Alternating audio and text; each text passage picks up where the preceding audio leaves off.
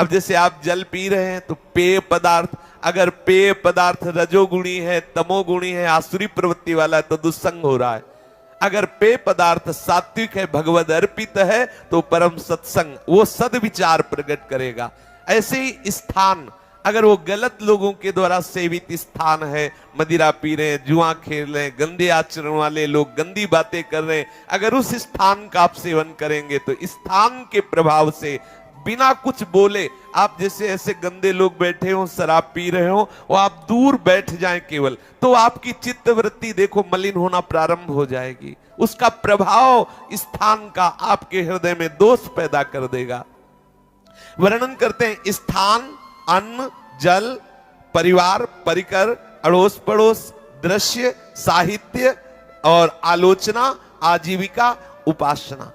यदि आपके ये 10 सात्विक हैं तो सत्संग, और राजसिक तामसिक है तो दुष्संग। इसलिए ध्यान पूर्वक इनका प्रयोग करें। दुष्संग विषयी पुरुषों का मन से भी चिंतन कर लेना, वाणी से उनकी चर्चा कर लेना, या शरीर से उनका संग कर लेना हमारे भगवत मार्ग में बाधक है। आसक्ति से कामना उत्पन्न होती, कामना ही समस्त अशांति का मूल है, पापों का मूल है। कामना की तृप्ति, जैसे जैसे कामना पूर्ति की बात आती वैसे वैसे कामना नवीन बढ़ती जाती है, तृष्णा बढ़ती जाती है, अतृप्ति बढ़ती जाती है। और जब हमारी कामना में बाधा पड़ता है तो क्रोध प्रकट हो जाता है। इसलिए ये राग, ये आसक्ति, ये कामना विषयी पुरुषों के संग से मलिन हो जाती है और हमें नरक का हेतु बना देती है। यदि यही सत्संग में हो तो यही राग अनुराग बन जाता है, यही कामना निष्काम हो जाती है, यही आसक्ति भगवत प्राप्ति का हेतु हो जाती है। जो आसक्ति राग कामना दुस्संग से विषयों में होती है, वही सत्संग से प्रभु में हो जाती है।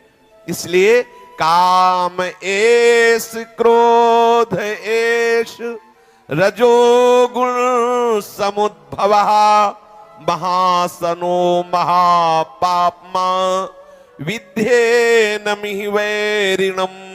ये बहुत बड़ा शत्रु है काम, ये दुस्संग से बढ़ता है। रजोगुण उत्पन्न जो हम विषय सेवन करते हैं, खान पान, वस्त्र, स्थान, शास्त्र, दृश्य आदि, इससे रजोगुण बढ़ता है।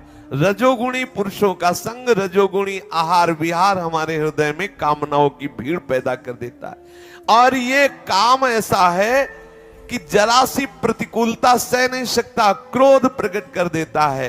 क्रोध ऐसा भयंकर है, मूढ़ता ला देता है। मूढ़ता स्मृति का नाश कर देती, स्मृति जाते ही बुद्धि का नाश, सर्वनाश हो जाता है। ये काम ऐसा पेटू है कि कभी अघाता नहीं है, चाहे जितना भोगते रहो, चाहे जितना इसे विषय देते रहो, और कभी तृप्त नहीं होता। इसलिए तुम इस काम रूपी शत्रु को मारने के लिए सबसे पहले रजोगुणी भोग और दुस्संग का त्याग करो, क्योंकि रजोगुण और दुस्संग ये इसकी जड़ है काम की। रजोगुणी आहार विहार, दृश्य, रजोगुणी लोगों का संग, ग्रंथ आदि, ऐसे हम पढ़ना, देखना, सुनना, भोगना बंद करें, दुस्संग का त्याग करें, तो हमारे हृदय में भगवत अनुराग के प्रति, आसक्ति के प्रति बढ़ना प्रारंभ हो जाएगा। हमारे हृदय की गति उधर बढ़ने लगेगी। संसार में मनमानी कामनाओं की पूर्ति के लिए जो आचरण होते हैं, हमें प्रभु से दूर करते चले जा रहे हैं। अधिकांश में हम विफल होते हैं, अशांत होते हैं, दुख का अनुभव करते हैं। विफलता में भयंकर स्वभाव बिगड़ जाता है, क्रोध वृत्ति, नाक में क्रोध रखा रहता है। ये जिसकी जरा जरा सी बात में क्रोध रहता है ना, ये कामनाओं से पीड़ित है, ये विफलता से युक्त है, हृदय का आनंद सूख गया है, इसलिए वो जरा जरा सी बात में क्रोधित होता रहता है। विवेक विचार शून्य कर देता है क्रोध।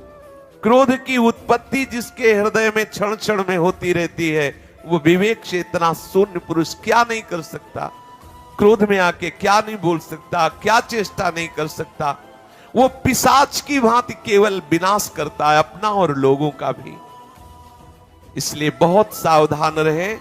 जिनके संग से भगवत स्मृति का नाश हो, वो कोई भी व्यक्ति हो, वस्तु हो, स्थान हो, हमें तत्काल उसका संग त्याग करना चाहिए। और हम एकांत में ये ध्यान रखें कि विषयों का चिंतन न होने पावे।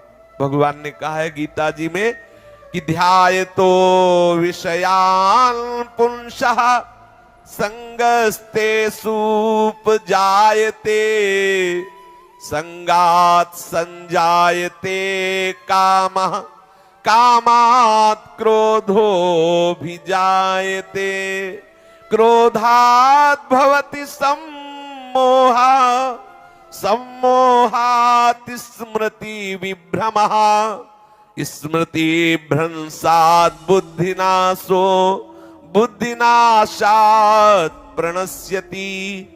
जो साधक विषयी पुरुषों का संग नहीं कर रहा, एकांत में है, लेकिन विषयों का चिंतन कर रहा है, ध्यान देने योग्य बात है।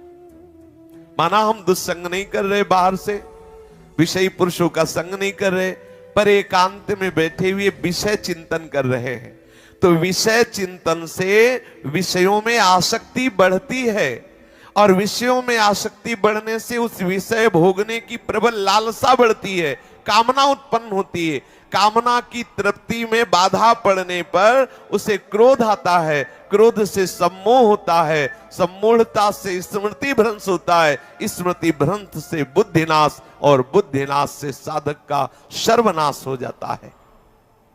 सर्वनाश के कारणभूत इन विषयों का चिंतन भी ना होने पावे।